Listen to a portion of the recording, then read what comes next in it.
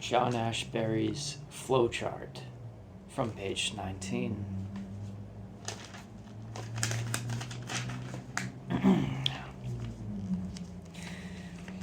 It has long been my contention that jackals, unlike other denizens of the epistemic forest, are able to predict the future of metabolizing some kind of parasite that grows on other people's children and devours them. The eyes are a profound cobalt blue, accepting of moral dilemmas and sprouting proverbs slowly like crystals, but no, not innocent and not lacking in character. 20 years ago, you will recall, the eyes thought they made a difference, were glazed, forgetting and impudent, relieved of parenting. Arenas were quite happy to comply, though a little bewildered, at first at least. One very chewy advanced proposition seemed to falter, then faded into the background noise. But here's the thing, continued to this day, bald and bleeding. I don't like it. No one is obliged to. Everyone may bon gré mal gré ignore it, yet it piques, and in doing so has its say. The manageress was adamant, but I had the horrible idea of prolonging beyond night and dawn one's predilection for quoting old dispatches and getting into hot water. And then the sullen bathroom question lasted. I was too far out into it, out of pocket, plus the by no means negligible question of my own comfort to be decoded, and all other arguments suddenly collapsed like a dream of homecoming. How stung my myth. My dream wasn't over. We were only such a dream. By this time, all the caissons of power had been turned inside out anyway. It was considered correct to despise it, and rightly so. But how often can one shamble back to the vegetable gunk and still retain at least a superficial appearance of contrition? As often as the clock seems to say, I love you, and boulders turn in their sleep and sigh, and the cat is forever running away. It took 2 weeks to lead up to this. The stores are quiet now. I say lie down in it. I already asked Santa about it. And then, you see, it became part of our cultural history. We can't ignore it, even though we'd like to. It's so mild and hurtless. And you thought you had it bad or good, with as many associations as that to keep thumbing through. One winks at the legal filigrane that penetrates every page of the moldering sheaf down to the last one like a spike through a door. Somebody dust these ashes off. Open the curtains. Get a little light on the subject. The subject going off on its own again. Yes, but if home were only light, sliding down darkened windows and rivulets, inhabiting their concavities, and generally adapting itself to the contours of what is already there, one could understand that. Lie back on the stiff daybed, shading one's eyes from omnipresent bleary dawn that acts as an uncle's remonstrance. Do this, not for me or for yourself, but for your mother, the way an empty circle of daisies seeks to promote plausibility and is simultaneously too distraught and ashamed to articulate the siren call crisply, and sinks, it too, into the foam of reliably not taking itself seriously. I wish you well, darling, always, especially days when the gray pain lifts for a moment like fog trapped under a layer of warmer air, then sags definitively, not knowing what to do with itself or about anything. Days when the pointed freshness of forests above the snow line can consider itself numb, when the friendly gurgling of rills talks back and one listens but never heeds that desire for perfectibility. Hey, it was here only a moment ago, I think, or somebody misled me, as sometimes happens. Yet, with as many associations as that, some of it is bound to come down, to crumble, to be reduced to a vexing powder, but natural like dust, and that within all our lifetimes. Local businessmen bristled. New, painless methods were introduced, but somehow made it all thick and rubbery, an unwanted anthem. No one said it. care was off and running, the divorce courts overflowing for once, and no one was going to take issue, dispute the power vacuum that was walking around shaking hands, acting for all the world like a candidate. But you feel it, don't you? How come nobody has anything nice to say? I mean, you striped ball, even for a testimonial dinner on a commercial, then they all run back. Must have been a mistake. Yes, we have it here.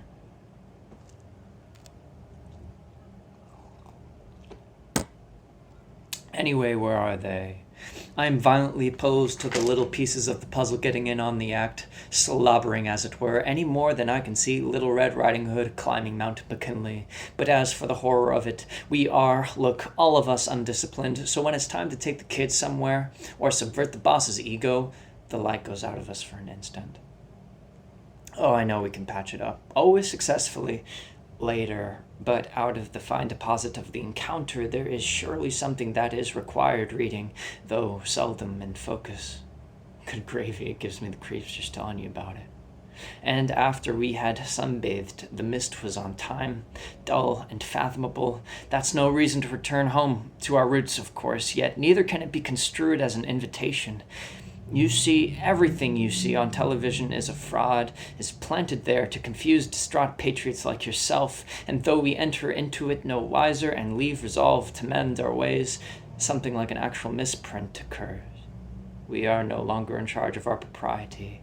Jackdaws have launched nearby, and the elms have seen better days. Why is it that just because I'm a child I can warn no one of this, except by speaking in tongues? Oh, I know, formulating bright, snazzy, fabulous demands isn't the same thing as being a teacher and picking up on the slowness of your student. I can rhapsodize about that too, but there comes a point when having aimed accurately and reaped the reasonable rewards is more than something to sing about, is the entity, no, I mean the accretion, is indeed the fantastic fact. It was like being run over when I first thought of this. And now, sad to say, our limbs aren't as important. We have witnessed an entire tennis match and candles are coming on. There's a hint of fall in the air, soggy and bored. Oh, I have to keep fighting back to find you, and then when you're still there, what is it I know? Nothing about the future, and no more about you either. Honey, I was going to say, have you noted how things have a way of working out? But have you also noted how rarely this constitutes a satisfying set of circumstances, especially when we dream, not plan them? In my house, no one is rude, but that's no excuse. I think footfalls are approaching, circling round, then moving away to some other sun, some direction I care more, yet it's there.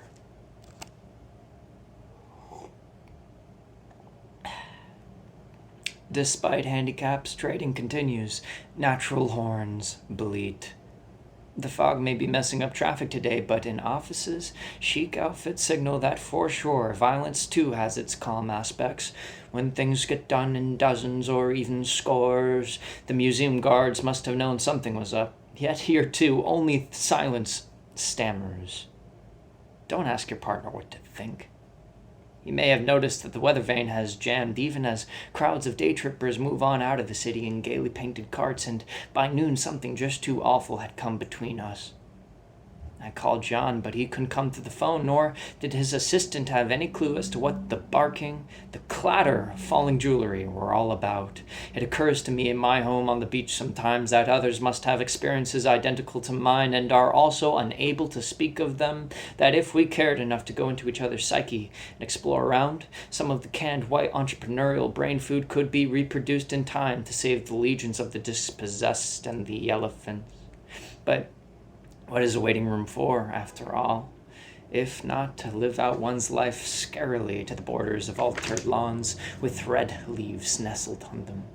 Home becomes more than a place, more even than a concept for this elite minority, and then singles them out by pointing so that some symbol of their shame never goes away, until the paper it is written on has rotted over thousands of years, by which time new insects will have been introduced, new forms of dandruff, holes that are really shoes.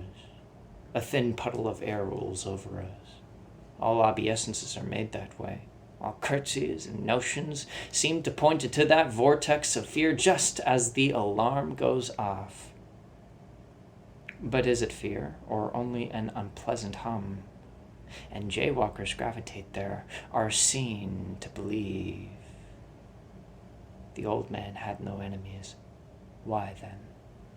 Because a handful of ages knew of his connection to poetry via the wet, fissured rocks far below in the cave, and took revenge for their own knowingness to create an unpleasant situation that would probably have gone away if nobody had said anything about it. But now, well, you just can't ask people to keep silent about something they've seen. And the forces that prodded us on to victory are staging an uncharacteristic fast. Only the intrusion of tomorrow's light will have been recognized as a new note in the negotiations, which will, in any case, by that time be in the public domain, and no further recruiting be deemed necessary or undertaken. I can't shake the hunch that this is what this stuff is all about, and no one cares to know, let alone be a witness to further legal horse trading. That's what caused all the trouble.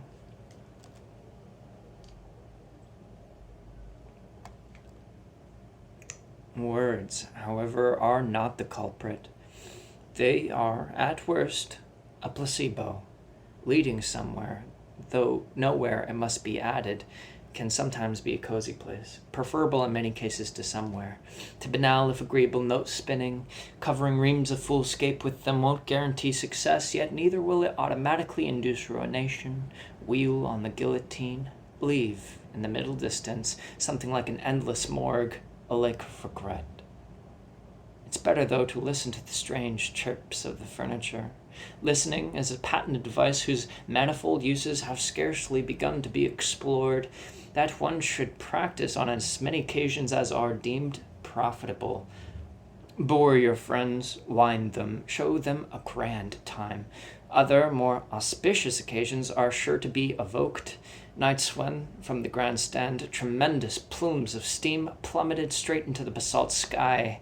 Days of conversation, and at the end, a feeling of progress in sorting out mutual feelings, and actually resolving certain discords came to seem as though it were happening, and the treehouse was split apart by rays plunging out of the incandescent core of tangled concerns and resolves, and the handcar of an important relationship was steered onto the right track out of the city, into a shadowed, mostly empty peripheral zone of tears for anointed and angry memories, diffused now, ready for twilight. It's something Eagle Scouts used to discuss by the campfire, a page that somehow got ripped out of the record to be as though it had never been. Just because cows and horses stand around much as they always have, it is as though we were contemplating a set of sealed instructions. Now the bridge will never be built if that's all the time had in the wallet at his back. Scaled down surprises here and there, a puttering about in dust, and once again it seems all as though it is all up to us. Well, why not? The gravel underfoot is a little finer this time round, and nobody yells at you.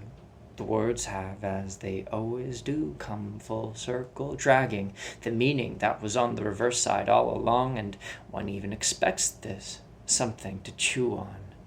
I'm rubber, and you're glue. Whatever you say bounces off me and sticks to you, in which gluey embrace I surrender. We are both part of a living thing now.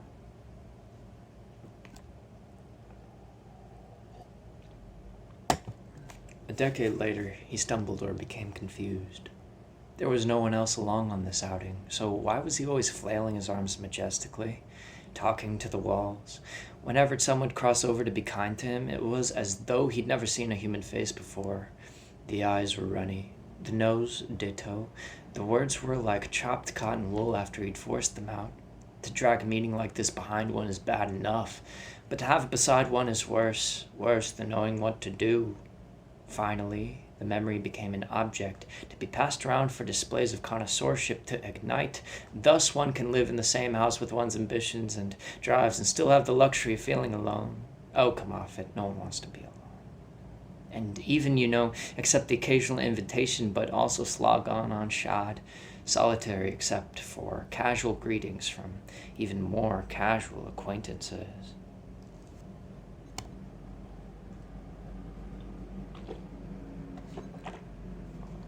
Harder to explain is the disparity between what is loved and the energy with which one goes about doing it. And harder still to understand or appreciate the astonishingly thin gruel which serves its hunger de tous les jours and with which it gives every appearance of being satisfied. I suppose if one were born and grew up on a desert island, knowing of nothing better or even different, one might coincide with the four walls that contain one and see no anomaly, no grotesquerie in the result. This mound of cold ashes that we call, for want of a better word, the past, wouldn't inflect the horizon as it does here, calling attention to shapes that resemble it and so liberating them into the bloodstream of our collective memory. Here, a chicken coop, there a smokestack, farther on, an underground laboratory. These things then wouldn't depress or, as sometimes happens, exalt one, and living would be just that, a heavenly apothegm leading to a trance on earth, yet one scolds the horizon for having nothing better to offer. Did I order that? And when the bill comes, tries to complain to the management, but at that point the jig, or whatever, is up. Yes, I've seen many fine young girls in my time take that path and wonder afterwards what went wrong. I've seen children taken from their homes at too early an age, left to wander about like little Nell, not knowing that they were never obliged to do this thing. Oh, paradise, to lie in the hammock with one's book and drink, not hearing the murmur of consternation as it moves progressively up the decibel scale. Yet I see you are uncertain where to locate me. Here I am. And I've done more thinking about you than you perhaps realize. Yes, a sight more than you've done about me. Which reminds me, when are we going to get together? I mean, really, not just for a drink and a smoke, but really invade each other's privacy in a significant way that will make sense, and later amends to both of us for having done so, for I am short of the mark despite my bluster and my swaggering, have no real home and no one to inhabit it except you, whom I am in danger of losing permanently as a bluefish slips off the deck of a ship, as a tuna flounders. But say, you know all that. What kind of chump do you think I am, anyways? I'd like your attention, not just your eyes and face. I would like to tell you how much I love you. I'm a sap for trying. But down deep in the bowels of the ship, we hear something, don't you agree? It tells us where we went off course and what we must do to get back on it, although only now it's too late. All the spars have erupted like apple blossoms, hitting the reef. I would like to go on for a while anyway, but wonder under the circumstances whether it wouldn't be like setting out on a long journey in rain so heavy it takes your breath away.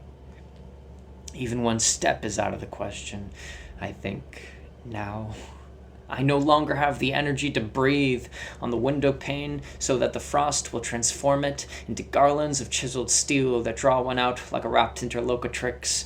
No, it's heavy out here today.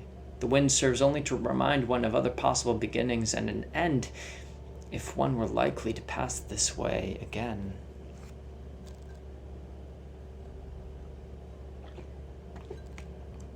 I see. I'll try another ticket. Meanwhile, thanks for the harmonium. Its inoffensive chords swept me right off my feet near the railroad, and nice. Are returning to bloom tomorrow, and each day after that. I thought nobody needed a confessor anymore, but I was wrong, I guess, so old stump, I'm off until tomorrow or some day early next week. I mean, how much more can I say, giving myself away, without negating the positive meaning of what I wanted to say, and which has now subtly changed back to an elementary precept or something else one doesn't much want to hear, how we flowered and lost and rose up thin again with our thoughts to distract us, but not so much, and so approached the shambling roadbed and placed one soul in front of another, slowly but not tentatively. Then the lean-to, the buttercups, and the ring of blue mountains hove into view, as though to say, but that's what I asked you last time. Now you will be forced to give a different answer, though the wind has dropped. I thought I saw someone over there. No, it's just the wind egging the trees on into battle with dusk, and I can still see how it's still you there, only with such a difference I almost didn't have time to trust my space. But we know now, and have it had true, to be us for the asking, for the begging, for the just one more time.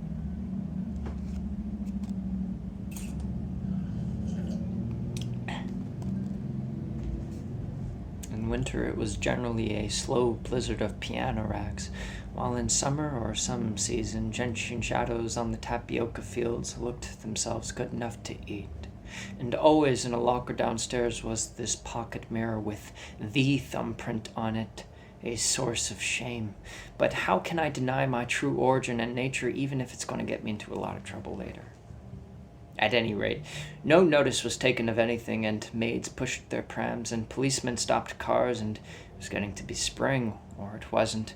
But the bare trees looked oddly barbed, and perhaps that was something. And it seems to be starting to rain. I sit here wringing my hands, but what good does it do if I am the ghost this time, despite the reassuring activity that surrounds me? And if I am to be cast off, then where? There has to be a space, even a negative one, a slot for me, or does there? But if all space is contained within me, then there is no place for me to go.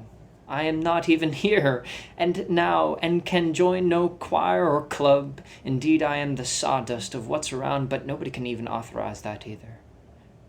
Collected letters will I somehow feel vindicate me, but even there the onion skin cannot be split, and I'll go on being a postscript written in invisible ink until some day several centuries from now, when they open a time capsule and enthusiastic fresh air will rush out to inform the world, and one can rise up from one's nap in time for bed.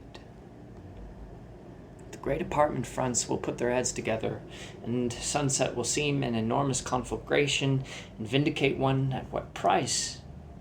Where are the children now who wanted to hear that story? Why, the youngest of them passed away years ago on the west coast, surprised that anyone could remember, and the slow torrent of the glacier got piped in efficiently to fill the slightest hairline fissure.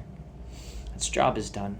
We all live in the past now, and so the children must still hang on somewhere, though no one is quite sure where or how many or what paths there are to be taken in darkness.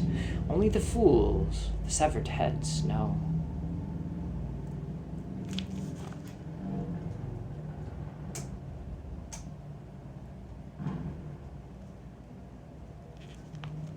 So my old mother became a niche in time, and she, too, preferred not to get out of it. As long as it was going to be, it wasn't this bad, says the antique adage, and these 3 or 4 others came of it. No one asked them in, but they came in anyway, prepared to play, and somehow a chapter was written about this. It all boils down to keeping quiet and having a good time. As long as you don't abuse the orange trees standing in their pots so civil, well, all will be yours next time too, and let's hear it for those who never won anything, whose time came and went, like the tide leaving curious bones behind, and they were never cheated on and never lied, without telling anyone the truth. And behind these interlopers, and more interlopers, a vast frame of them, too facile to be derided, bananas stand around stiffly, at attention. Is this the grey way I once knew? And if so, where are the standard bearers? Why have our values been lost? Who is going to pay for any of this? Pottsville is too small for a man of your caliber. Full many a flower is born to blush unseen, and waste its fragrance on the Arctic air, outside the shady Octopus Saloon, and then some. If all is going to be reorganized, the charming irregularities of the days ahead may as well go to the song of plaintive songs, choke off the ingress while alleviating the drip, as the old man, hypotenuse-like, touches an extremity that soon burns out of control, surrounds the town on the down, and all rush together, those who hated each other suddenly finding good reason for the slobbering embrace. Whether it's more fun to feel in one's own underpants, or strike out on the high road to professional success, all pavilions aflutter, all portholes glinting, before the thing sinks in the mouth of the river, memory has been transformed into corpses, and while we stand discussing the news, the unmanageable outline of something much bigger and more profuse is struggling to understand itself. It will be years before it gets around to us. And by then, what faces will we be? Who's going to take care of the association headquarters? And, likelier still, revert with us to the narrow gauge railroad track that steals through yellow viburnum and buried cinders, as though to point the finger of guilt at the very beginning. The origin that is still a baby, learning to cry, as the lights are blown out, and darkness like swift film of oil closes down to the brilliant crack at the horizon's outcome. No two employees know it.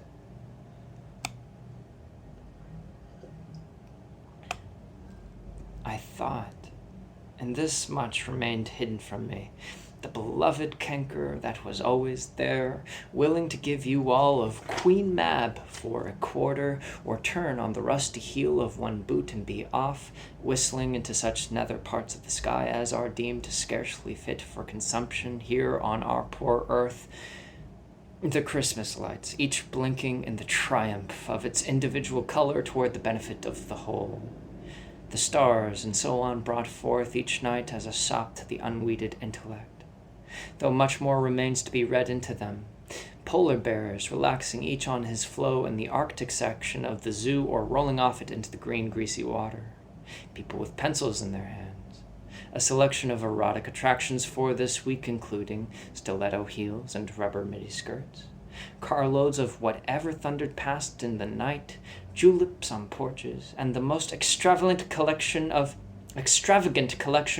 whodunit compliments one was ever gifted with, out of the nightfall of a dream, free-flowing as the meanders of a great stream, and every bit as meaningless and ominous.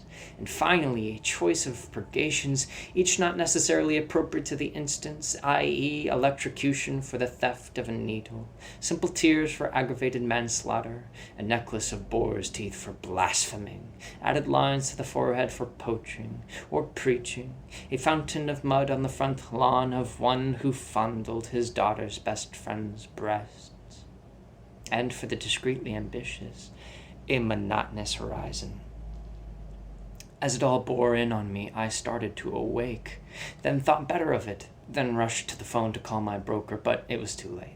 An oscillate of meaning in the lizard's tail of eternity had clicked into place, become pure and unattainable, while I, goof that I am, simultaneously realized just how sensational it was, and how a fortune could be made by being first with the revelation as the bank closed its doors and the market suspended operations.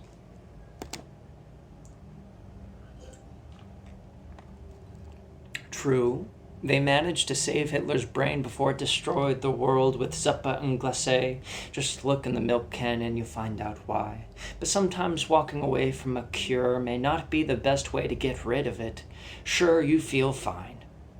Today and tomorrow as well.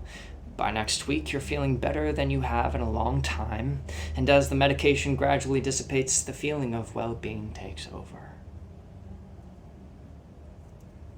An arbiter for generations to come, only long after your death will the life you so busily led be imputed to the cornerstone of rot that was the secret driving force in it, something everyone at the time found to be okay. And as gravel sinks slowly with the aquifer's depletion, those not in the know will begin to stir in their sleep. It will gradually dawn on them, in dreams of cheese toasted mostly, how the ingenious theory was flawed.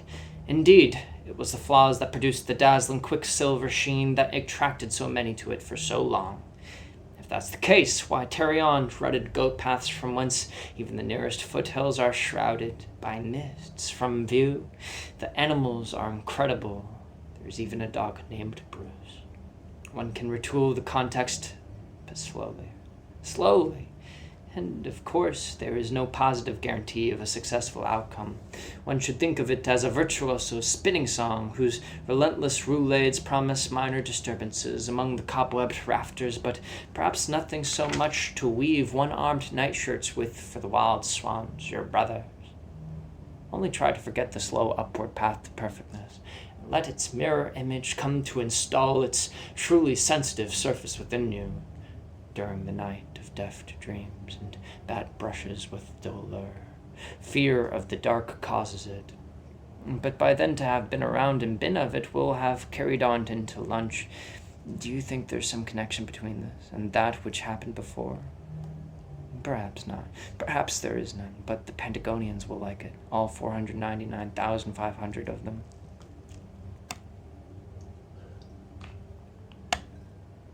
Without further ado, bring on the subject of these negotiations. They all would like to collect it anyways, but since that's impossible, the locust alone will have to suffice. A pity, since no one has seen it recently. Others crowded the opening, hoping to catch a glimpse, but the majority saw the occluded expatriate ragtag representation and decided to not even try.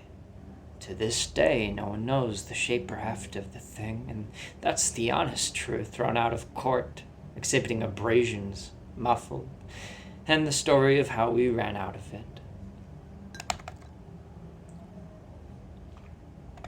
So, marrying little with less, meliora probant detoria sequentur, they foot drag in oblivion, lingering over stakes to analyze the latest inquiry.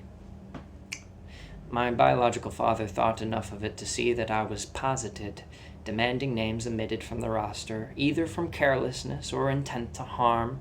We'll see that the thing gets done. And moreover, as I was asking her about her car, a quiet moment of fatigue slipped in, leaving faces drained, moments of pleasure unexamined. It was all because I told him he should change his shirt. He got mad, went out, and I didn't see him again for 30 years, by which time both of us had aged considerably, but were still reasonably attractive. Some might even say more so.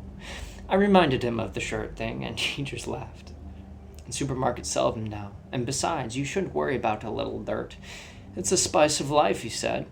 And we had set aside Siberia for us and for a few beloved friends, but the bureaucracy and the logistics of it all defeated us. Why, we were tied up in red tape for 2.5 years, and after that I just wanted out. No place is worth that much worry. Besides, it's quite quiet and confusing at home, thank you very much. Yet, I was still hung up on his idea of me. I thought I was becoming that person I didn't even know or want to know very much about. And all of my déjà vus were ones that could have occurred to him. Still, life is reasonably absorbing, and there's a lot of nice people around. Most days are well-fed and relaxing, and one can improve one's mind a little by going out to a film and having a chat with that special friend, and before you know it, it's time to brush your teeth and go to bed. Why, then, does that feeling of emptiness keep turning up like a stranger you've seen dozens of times, out of focus usually, standing toward the rear of the bus or fishing for coins at the newsstand? I'm sure it's all coincidence, but it does have a way of rattling things, like a constant draft through the house, rustling papers, riveting one's eyes on the clock. So what's to feel nervous about? We all know that we have to live for a certain time, and then, unfortunately, we must die. And after that, no one is sure what happens. Accounts vary. But most of us feel we'll be made comfortable for much of the time after that, and get credit for the, admittedly, few nice things we did, and no one is going to make too much of a fuss over those we'd rather draw the curtain over, and besides, we can't see much that was wrong in them. There are two sides to every question. Yet the facts fascinate one. We become one of those persons who are only satisfied with thoroughly reliable information. The truth, if there ever could be such a thing. Our journey flows past us like ice chunks. Maybe it is that we are stationary. Oh, so much God to police everything and still be left over to flatter one's harmless idiosyncrasies, the things that make us us, which is precisely what is fading like paint on a sign. No matter how much one pretends it's the same as yesterday, and children talk to us. That surely must be a plus.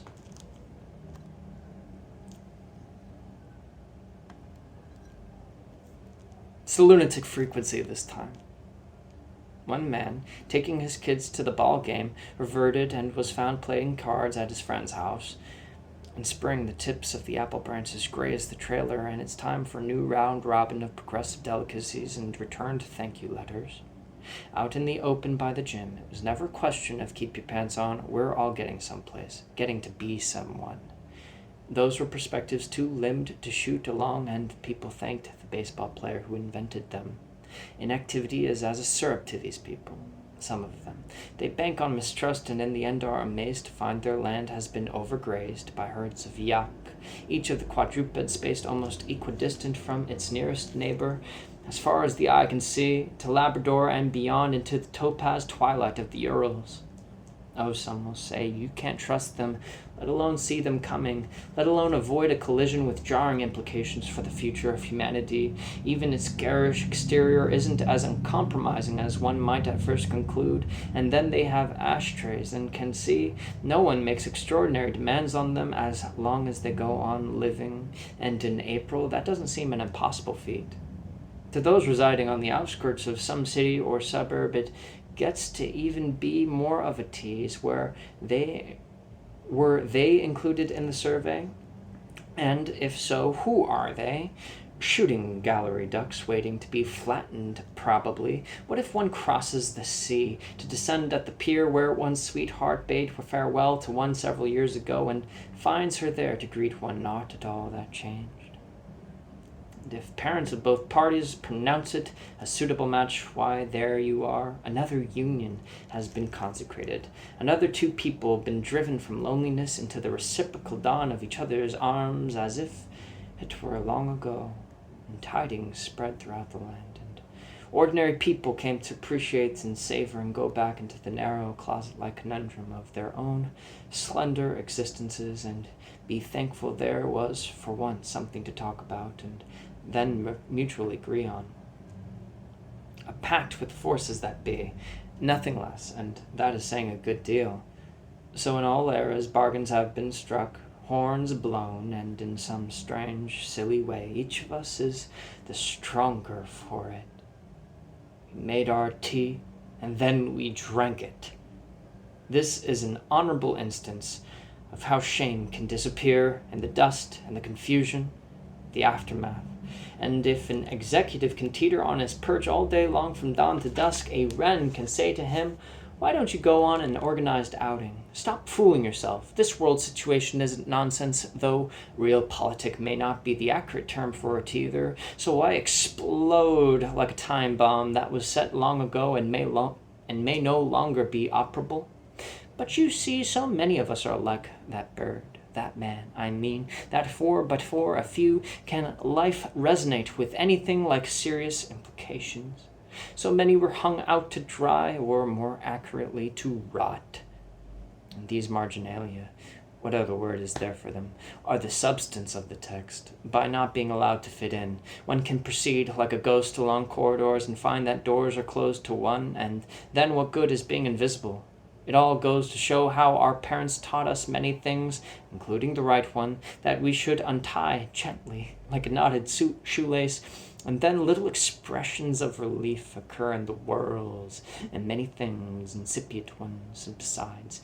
Yet on the shoals of this time, everyone believes himself righteous and lost, that the view is only away in all directions, and one must have a timepiece to unravel ramifications that, in fact, do not exist, but like a gold toothpick are merely on hand to see that they get talked about, and maybe some club will invite one of them to speak. It is an air strangely purged of magnolias and quicklime, and anyone can be called to take a seat, best to enjoy it. Not turn up to the unwritten part as a miser or scavenger few would have taken seriously as a person, but just as many might have feared. We live in an age when terror opens like a breadfruit. One must pick and choose. The seeds and proverbs just aren't that numerous. Everybody must vote. Everybody's vote must be accepted into the tilting radio tower that is collapsing in one's own best interest in one dark swoop of mingled horror and relaxed apprehension. To accomplish anything more would be a joke. Yet the boy still stands there, hasn't gone away. By any other standards a misadventure, yet one is going to be firm and tame and positive in searching out the old prescription. scratching one's first initial idly in the wood of the door, and only then going away to be something else in some other town when newspapers bearing that day's date finally arrive, and the citizenry, perplexed, still goes about its business, carrying news of new situations into inaccessible corners of this bland and stultified universe. Only to be someone isn't then their top priority. Getting to be tall in late afternoon is. The arrogance of these people, anyone who's been around understands, and that includes most of us, barristers. To one's loneliness, it's hard not to forgive the girl who longs to be seen and the guy who wishes only to be left alone. Forest dithers protect us a lot of the time, but for those moments when one is thrust willy-nilly into the spotlight, then, oh dear, I wish I had something more sizable to say. Couldn't my part be rewritten? But that's over too before long. And the forest comes to seem more like a commodity, somewhere one can live and tie a rope around oneself. The annals, if there are any, transform this into glamour and cryopraise. 2 adjacent keys on the piano pressed down one after the other. One's modesty. It's all here in this manila folder. It's going to talk about that. Tree of the deep. Tree of being beautiful. Of lost promise and hopes that still flutter in the distance. Do you know somehow?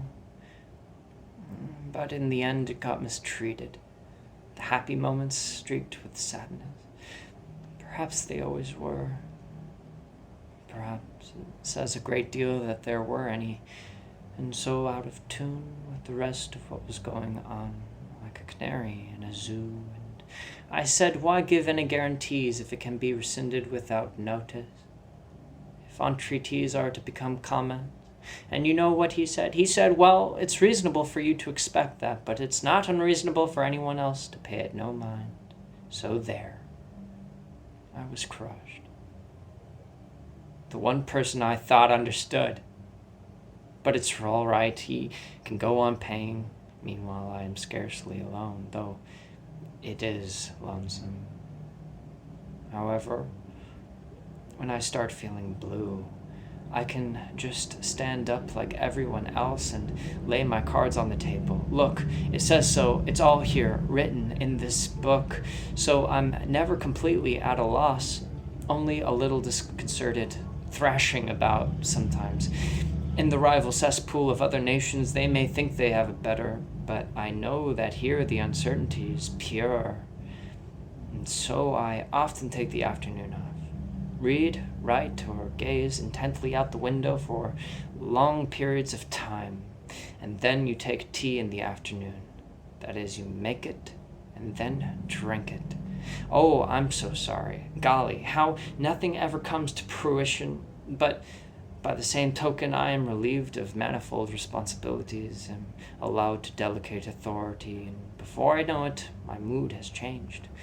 Like a torn circus poster that becomes pristine again in reverse cinematography, that these moments of course matter and fall by the wayside in a positive sense. Perplexed by myopia, one still enjoys it. And the autumn of life cackles somewhat unrestrainedly before writing off one's accurate perception of all that has gone before it in the heroic period when books are friends.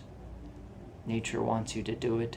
No seism infinitesimal enough not to register in the growing tornado of disapproval when mountains crash in the rubble. Electricity bisects the sky, and shrill ululations burst forth from caverns deep in the earth's surface. But I'm getting ahead of my story. We're talking about how you, a wanderer, like it and how to escape. Oh, my dear, I've tried that. But if it interests you, you can browse through this catalog and, who knows, perhaps come up with a solution that will apply to your complicated case just conceivably. Or perhaps you know someone better informed in the higher echelons where the view is distant and severe, the ground blue as steel.